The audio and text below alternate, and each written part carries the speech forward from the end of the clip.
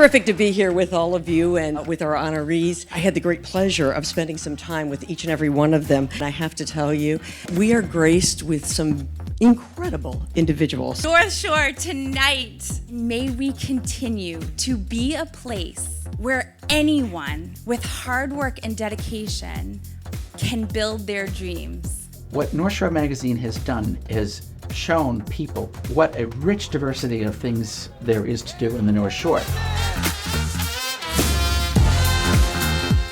Anybody who's managed a large team knows that this has nothing to do with my leadership and everything to do with the people who make it all happen. That's why, to me, it's so important to give back to the community, because if it wasn't for people out there giving me the opportunity and the help that I needed, I never would have made it.